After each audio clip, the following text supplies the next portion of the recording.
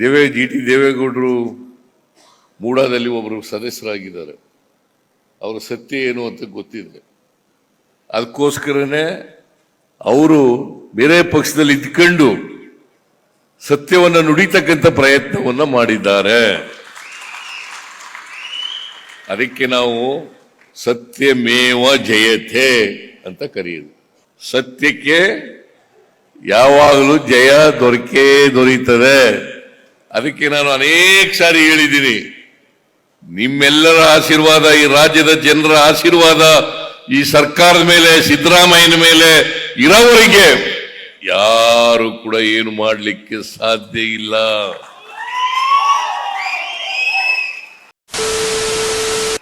ಚಾಮುಂಡೇಶ್ವರಿ ಆಶೀರ್ವಾದ, ಚಾಮುಂಡೇಶ್ವರಿ ಕ್ಷೇತ್ರದ ಆಶೀರ್ವಾದ, ಜನರ ಆಶೀರ್ವಾದ ಇರೋದ್ರಿಂದಲೇ ಇವತ್ತು 2 ಬಾರಿ ಮುಖ್ಯಮಂತ್ರಿ ಆಗ್ತಕ್ಕಂಥ ಅವಕಾಶ ಸಿಕ್ಕಿರ್ತಕ್ಕಂಥದ್ದು. ನಾನು ಮಂತ್ರಿಯಾಗೇನೆ 40 ವರ್ಷಗಳಾಯ್ತು. 1984ನೇ ಇಸ್ವಿ ಆಗಸ್ಟ್ 17ರಂದು ಮೊದಲನೇ ಮಂತ್ರಿ ಆದದ್ದು. ಈಗ ಸುಮಾರು 40 ವರ್ಷಗಳು ತುಂಬೋಗಿದ್ದಾವೆ. ಆದರೆ ಚಾಮುಂಡೇಶ್ವರಿ ಕೃಪೆಯಿಂದ ಇಲ್ಲಿವರೆಗೆ ಯಾವ ತಪ್ಪನ್ನು ಕೂಡ ಮಾಡಿಲ್ಲ. ತಪ್ಪು ಮಾಡಿದ್ರೆ ಇಷ್ಟೊಂದು ದೀರ್ಘಕಾಲ ರಾಜಕಾರಣದಲ್ಲಿ ಉಳಿಲಿಕ್ಕೆ ಸಾಧ್ಯ ಆಗ್ತಾ ಇರಲಿಲ್ಲ. ಪ್ರಿಯ ವೀಕ್ಷಕರೇ, ನಿಮಗೆಲ್ಲರಿಗೂ ನಮಸ್ಕಾರಗಳು. ಮಂಜುರೂಪ್ ಯೂಟ್ಯೂಬ್ ಚಾನಲ್ ಸಬ್ಸ್ಕ್ರೈಬ್ ಮಾಡಿಕೊಳ್ಳಿ, ಪಕ್ಕದಲ್ಲೇ ಇರುವ ಬೆಲ್ ಬಟನ್ ಸಹ ಒತ್ತಿ. ಇದರಿಂದ ನಮ್ಮ ಎಲ್ಲ ಹೊಸ ವಿಡಿಯೋಗಳ ನೋಟಿಫಿಕೇಶನ್ ಮೊದಲು ನಿಮಗೆ ದೊರೆಯುತ್ತದೆ. ಈಗ ಕಾರ್ಯಕ್ರಮದ ಮತ್ತೊಂದು ಪ್ರಮುಖ ಘಟ್ಟ, ಅದುವೇ ಸನ್ಮಾನ್ಯ ಮುಖ್ಯಮಂತ್ರಿಗಳ ನುಡಿಗಳನ್ನು ಕೇಳುವಂತಹ ಸಮಯ. ಕರ್ನಾಟಕದ ಜನಪ್ರಿಯ ಮುಖ್ಯಮಂತ್ರಿಗಳು, ಅಭಿವೃದ್ಧಿಗೆ ಹೊಸ ಭಾಷ್ಯವನ್ನು ಬರೆದವರು, ನಾಡು ನುಡಿ ಸಂಸ್ಕೃತಿಗೆ ಪ್ರಖರತೆಯನ್ನು ತಂದವರು ನಮ್ಮ ಜನಪ್ರಿಯ ಮುಖ್ಯಮಂತ್ರಿಗಳಾದ ಸನ್ಮಾನ್ಯ ಶ್ರೀ ಸಿದ್ದರಾಮಯ್ಯ ಅವರು. ಸಾಮಾಜಿಕ ನ್ಯಾಯದ ಮೂರ್ತ ರೂಪ, ಜನಮನದ ನಿಜದ ನಾಯಕ, ಸನ್ಮಾನ್ಯ ಮುಖ್ಯಮಂತ್ರಿಗಳಾದ ಶ್ರೀ ಸಿದ್ದರಾಮಯ್ಯನವರು, ಮೈಸೂರಿನ ಹೆಮ್ಮೆಯ ಸುಪುತ್ರ, ನಮ್ಮೆಲ್ಲರ ಅಚ್ಚುಮೆಚ್ಚಿನ ಅಭಿಮಾನದ ಸನ್ಮಾನ್ಯ ಮುಖ್ಯಮಂತ್ರಿಗಳಾದ ಶ್ರೀ ಸಿದ್ದರಾಮಯ್ಯನವರನ್ನ ನಿಮ್ಮೆಲ್ಲರ ಅಭಿಮಾನದ ಚಪ್ಪಾಳೆಗಳ ಮುಖೇನ ಸ್ವಾಗತಿಸೋಣ. ಪ್ರೀತಿಯ ಬಂಧುಗಳೇ, ದಸರೆಯನ್ನು ಅತ್ಯಂತ ಸಂಭ್ರಮದಿಂದ, ಸಂತೋಷದಿಂದ ಉದ್ಘಾಟನೆ ಮಾಡಿದ್ದಾರೆ ನಮ್ಮ ಮುಖ್ಯಮಂತ್ರಿಗಳು. ಇದೀಗ ಅವರ ಮಾತುಗಳನ್ನು ಕೇಳುವಂತಹ ಸಮಯ.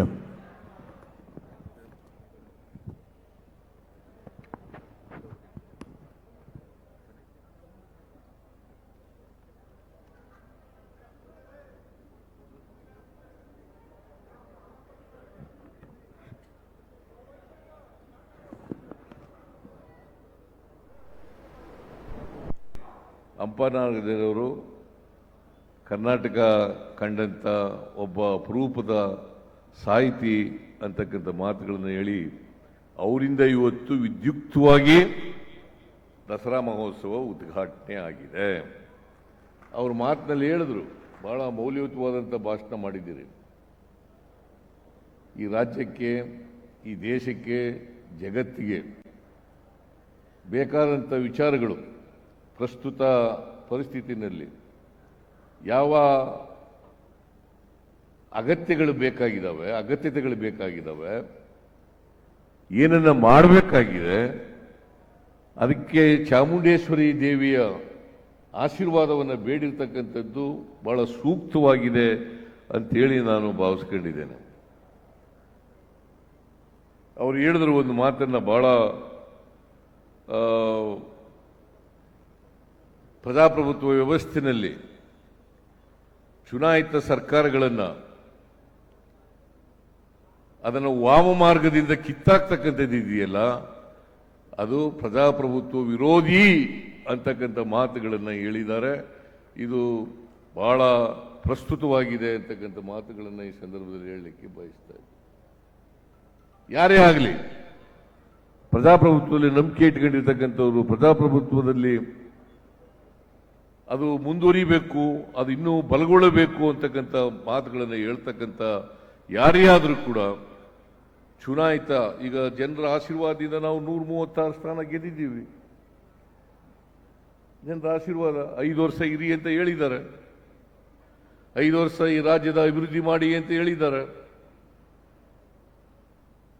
5 ವರ್ಷಗಳ ಕಾಲ ಅಭಿವೃದ್ಧಿ ಮಾಡ್ತಕ್ಕಂಥ ಪ್ರಯತ್ನವನ್ನ ನಾವು ಮಾಡೇ ಮಾಡ್ತೀವಿ ಅಂತಕ್ಕಂಥ ಮಾತುಗಳನ್ನು ಕೂಡ ಹೇಳಲಿಕ್ಕೆ ಬಯಸ್ತಾ ಇದ್ದೇನೆ. ಹಿಂದೇನೂ ನಾನು ಮುಖ್ಯಮಂತ್ರಿ ಆಗಿರುವಾಗ 5 ವರ್ಷಗಳ ಕಾಲ ಬಹುಶಃ ಕರ್ನಾಟಕದ ಇತಿಹಾಸದಲ್ಲಿ ದೇವರಾಜ ಅರಸರವರನ್ನ ಬಿಟ್ಟರೆ 5 ವರ್ಷಗಳ ಪೂರ್ಣಾವಧಿಯನ್ನ ಪೂರೈಸಿದಂತ ಮುಖ್ಯಮಂತ್ರಿ ಯಾರು ಇದ್ರೆ ಅದು ಸಿದ್ದರಾಮಯ್ಯ ಅಂತಕ್ಕಂಥ ಮಾತುಗಳನ್ನು ಹೇಳಲಿಕ್ಕೆ ಬಯಸ್ತೇನೆ. ಈಗಲೂ ಕೂಡ ಎಷ್ಟೇ ತೊಡಕುಗಳು ಬಂದರೂ ಕೂಡ, ಕಷ್ಟಗಳು ಬಂದರೂ ಕೂಡ ಶ್ರೀಮತಿ ಅಲ್ಲ ತಾಯಿ ಚಾಮುಂಡೇಶ್ವರಿಯವರ ಕೃಪಾ ಆಶೀರ್ವಾದ ಇದೆ ಅಂತಕ್ಕಂಥ ಮಾತುಗಳನ್ನು ಹೇಳಲಿಕ್ಕೆ ಬಯಸ್ತೇನೆ. ಜಿ ಟಿ ದೇವೇಗೌಡರು ಮೂಡಾದಲ್ಲಿ ಒಬ್ಬರು ಸದಸ್ಯರಾಗಿದ್ದಾರೆ. ಅವರ ಸತ್ಯ ಏನು ಅಂತ ಗೊತ್ತಿದೆ. ಅದಕ್ಕೋಸ್ಕರನೇ ಅವರು ಬೇರೆ ಪಕ್ಷದಲ್ಲಿ ಇದ್ಕೊಂಡು ಸತ್ಯವನ್ನು ನುಡಿತಕ್ಕಂಥ ಪ್ರಯತ್ನವನ್ನು ಮಾಡಿದ್ದಾರೆ. ಅದಕ್ಕೆ ನಾವು ಸತ್ಯಮೇವ ಜಯತೆ ಅಂತ ಕರೆಯೋದು. ಸತ್ಯಮೇವ ಜಯತೆ, ಯಾವಾಗಲೂ ಸತ್ಯಕ್ಕೆ ಜಯ ದೊರಕ್ತದೆ. ಏನಪ್ಪ ಮಜ್ಜೆಗೂಡ?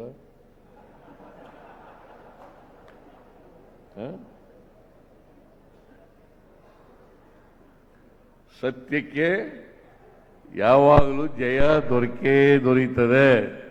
ಅದಕ್ಕೆ ನಾನು ಅನೇಕ ಸಾರಿ ಹೇಳಿದ್ದೀನಿ, ನಿಮ್ಮೆಲ್ಲರ ಆಶೀರ್ವಾದ, ಈ ರಾಜ್ಯದ ಜನರ ಆಶೀರ್ವಾದ ಈ ಸರ್ಕಾರದ ಮೇಲೆ, ಸಿದ್ದರಾಮಯ್ಯನ ಮೇಲೆ ಇರೋವರೆಗೆ ಯಾರು ಕೂಡ ಏನು ಮಾಡಲಿಕ್ಕೆ ಸಾಧ್ಯ ಇಲ್ಲ. ತಾಯಿ ಚಾಮುಂಡೇಶ್ವರಿ, ನಾನು ಈ ಕ್ಷೇತ್ರದಲ್ಲಿ 5 ಬಾರಿ ಗೆದ್ದಿದ್ದೀನಿ. 5 ಬಾರಿ ಗೆದ್ದಿದ್ದೀನಿ. 8 ಚುನಾವಣೆಗಳನ್ನು ಮಾಡಿದ್ದೀನಿ. 3 ಸಾರಿ ಇಲ್ಲ ಜಿ ಟಿ ದೇವೇಗೌಡ ಸೋತಿರೋದು. ನೀನೇ ಒಂದ್ಸರಿ ಸೋಲಿಸ್ಬಿಟ್ಟಿಲ್ಲಪ್ಪ ನನಗೆ.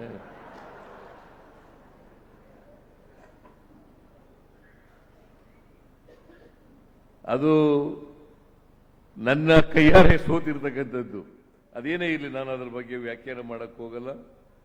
ಚಾಮುಂಡೇಶ್ವರಿ ಆಶೀರ್ವಾದ, ಚಾಮುಂಡೇಶ್ವರಿ ಕ್ಷೇತ್ರದ ಆಶೀರ್ವಾದ, ಜನರ ಆಶೀರ್ವಾದ ಇರೋದ್ರಿಂದಲೇ ಇವತ್ತು 2 ಬಾರಿ ಮುಖ್ಯಮಂತ್ರಿ ಆಗ್ತಕ್ಕಂಥ ಅವಕಾಶ ಸಿಕ್ಕಿರ್ತಕ್ಕಂಥದ್ದು.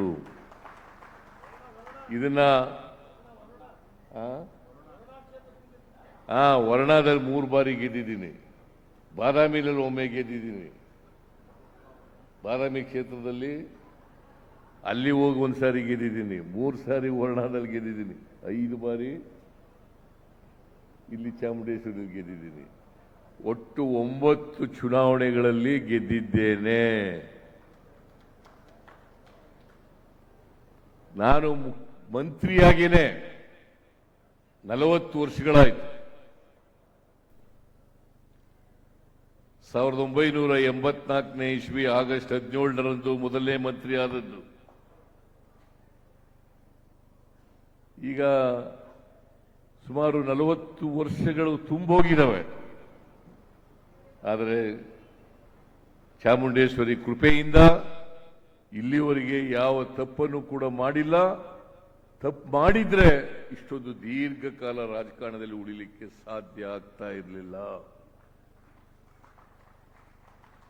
ಅದಕ್ಕಾಗಿ ಜಿ ಟಿ ದೇವೇಗೌಡರು, ನಾವು ಅವರು ಒಂದೇ ತಾಲೂಕಿನವರು. ಜಿ ಟಿ ದೇವೇಗೌಡ ನಾನು ಒಂದೇ ತಾಲೂಕಿನವರು. ಒಟ್ಟಿಗೆ ನಮ್ಮ 83ರ ಚುನಾವಣೆಯಲ್ಲಿ ಒಟ್ಟಿಗೆ ಕೆಲಸ ಮಾಡಿದವರು. ಈಗ ಅವರೇ ಶಾಸಕರಾಗಿದ್ದಾರೆ, ಮಂತ್ರಿನೂ ಆಗಿದ್ದಾರೆ, ಮಾಜಿ ಮಂತ್ರಿನೂ ಆಗಿದ್ದಾರೆ. ಸತ್ಯಕ್ಕೆ ಜಯ ಸಿಗ್ತದೆ ಅಂತ ಹೇಳಿರ್ತಕ್ಕಂಥದ್ದು ಇನ್ನಷ್ಟು ನನಗೆ ಬಲ ಬಂದಿದೆ ಅಂತಕ್ಕಂಥ ಮಾತುಗಳನ್ನು ಹೇಳಲಿಕ್ಕೆ ಬಯಸ್ತಾ ಇದ್ದೇನೆ. ಹಾಗಾಗಿ ಜಿ ಟಿ ದೇವೇಗೌಡರಿಗೆ ಧನ್ಯವಾದಗಳನ್ನು ಹೇಳಲಿಕ್ಕೆ ಬಯಸ್ತಾ ಇದ್ದೇನೆ.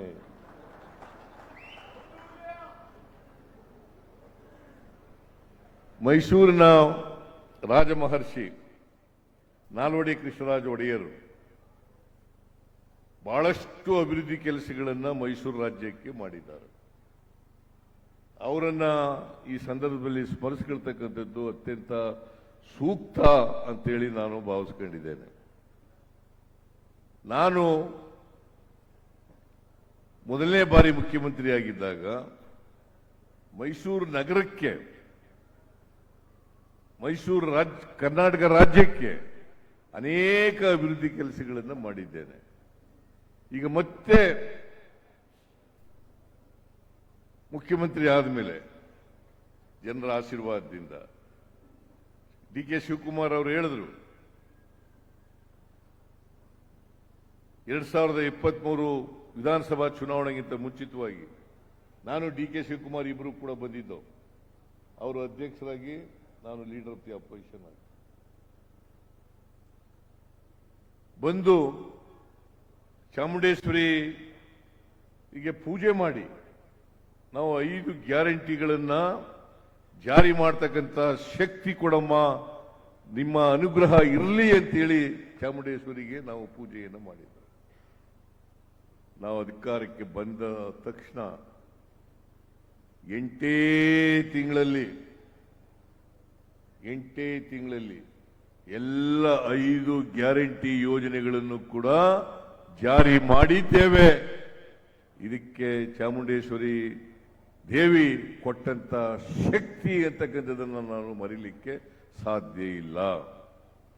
ಶಕ್ತಿ ಯೋಜನೆ, ಗೃಹಲಕ್ಷ್ಮಿ ಯೋಜನೆ, ಗೃಹ ಜ್ಯೋತಿ ಯೋಜನೆ, ಅನ್ನಭಾಗ್ಯ ಯೋಜನೆ ಮತ್ತು ಯುವ ನಿಧಿ ಯೋಜನೆ. ಇದಕ್ಕೆ ಒಂದು ತಿಂಗಳಿಗೆ 40ರಿಂದ ಒಂದು ಕುಟುಂಬಕ್ಕೆ ಸುಮಾರು 4 ಕೋಟಿಗೂ ಹೆಚ್ಚು ಜನರಿಗೆ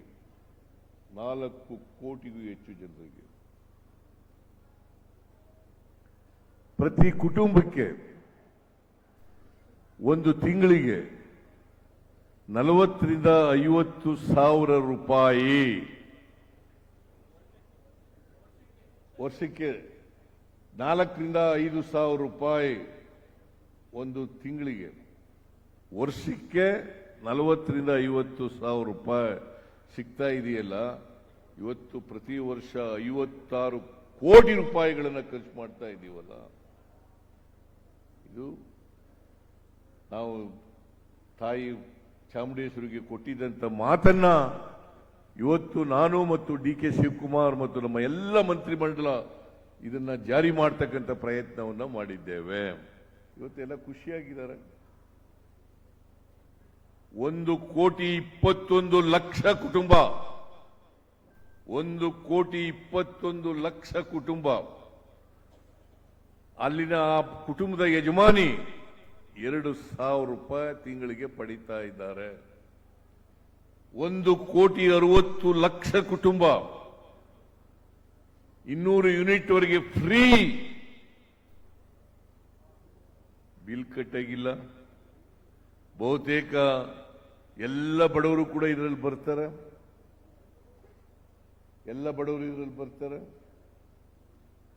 ಅನ್ನಭಾಗ್ಯ 5 ಕೆಜಿ, ನಾನು ಹಿಂದೆ ಇದ್ದಾಗ 5 ಕೆಜಿ ಫ್ರೀಯಾಗಿ ಕೊಡ್ಲಿಕ್ಕೆ ಮಾಡಿದ್ದು. 5 ಕೆಜಿ, ಈಗ ಇನ್ನೂ 5 ಕೆಜಿ ಕೊಡಬೇಕು ಅಂತ ಮಾಡೋದು. ಆದ್ರೆ ಅಕ್ಕಿ ಸಿಕ್ಲಿಲ್ಲ. ಅದಕ್ಕೋಸ್ಕರ ಪ್ರತಿಯೊಬ್ಬರಿಗೆ ತಿಂಗಳಿಗೆ 170 ರೂಪಾಯಿ ಕೊಡ್ಲಿಕ್ಕೆ ವರ್ಗಾವಣೆ ಮಾಡ್ತಕ್ಕಂಥ ಕೆಲಸವನ್ನ ಮಾಡ್ತಾ ಇದ್ದೀವಿ. ಆಮೇಲೆ 1,82,000 ಯುವಕರಿಗೆ, ಗ್ರಾಜ್ಯುಯೇಟ್ಗಳಿಗೆ ಮತ್ತೆ ಡಿಪ್ಲೊಮಾ ಹೋಲ್ಡರ್ಸ್ಗೆ, ಗ್ರಾಜ್ಯುಯೇಟ್ಸ್ಗಳಿಗೆ 3,000 ರೂಪಾಯಿ, ಡಿಪ್ಲೊಮಾ ಹೋಲ್ಡರ್ಸ್ಗೆ 1,500 ರೂಪಾಯಿ 2 ವರ್ಷದವರೆಗೆ ಕೊಡ್ತಕ್ಕಂಥ ತೀರ್ಮಾನವನ್ನು ಮಾಡಿದ್ದೀವಿ. ಇಲ್ಲಿವರೆಗೆ 1,82,000 ಜನರಿಗೆ ತಲುಪಿಸ್ತಕ್ಕಂಥ ಕೆಲಸ ಮಾಡಿದ್ದೀವಿ. ಅದರಿಂದ ಇವತ್ತು ಏನ ಪ್ರಜಾಪ್ರಭುತ್ವದಲ್ಲಿ ನಾವು ಹೇಳ್ತೀವಿ, ಸಂವಿಧಾನದಲ್ಲಿ ಹೇಳ್ಕೊಂಡಿದ್ದೀವಿ.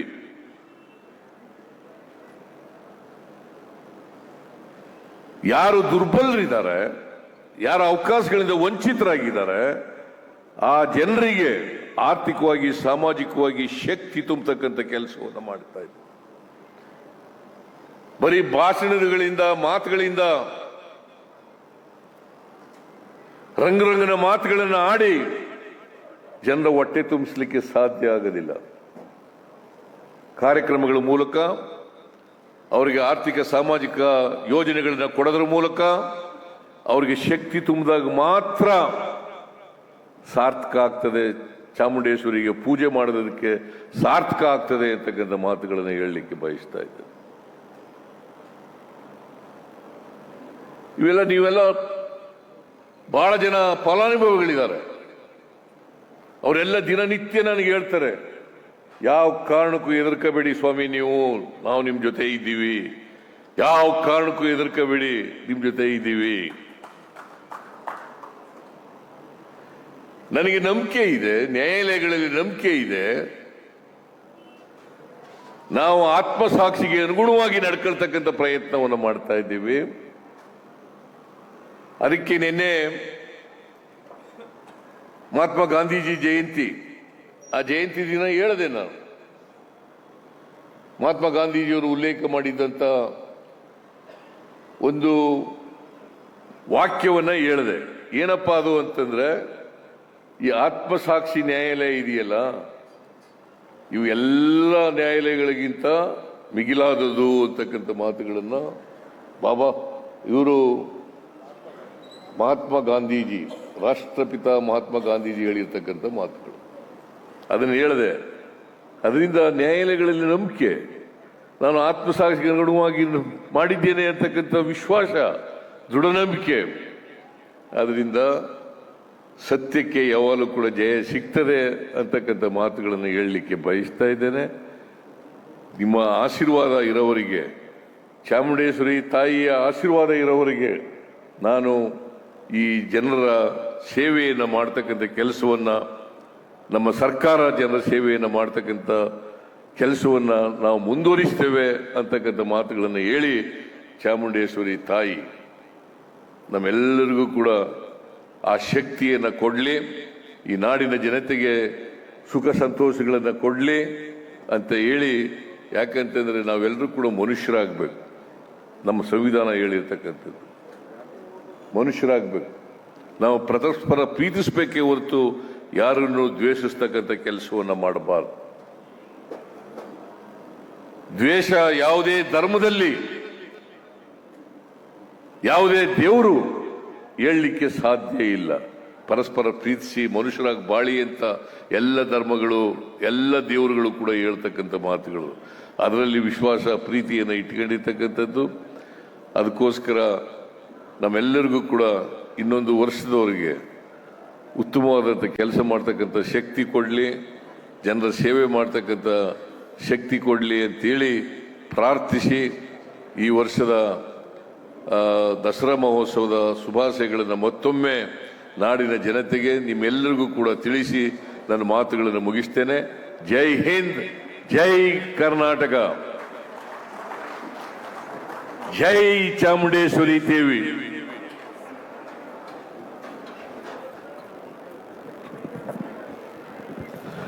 ಪರಸ್ಪರ ಪ್ರೀತಿಯಿಂದ ಕರ್ನಾಟಕವನ್ನ ಮರುಕಟ್ಟೋಣ, ಮಾನವೀಯತೆಯನ್ನ ಎತ್ತಿ ಹಿಡಿಯೋಣ ಎನ್ನುವ ಸಂದೇಶವನ್ನ ನೀಡಿದ್ದಾರೆ ಸನ್ಮಾನ್ಯ ಮುಖ್ಯಮಂತ್ರಿಗಳು.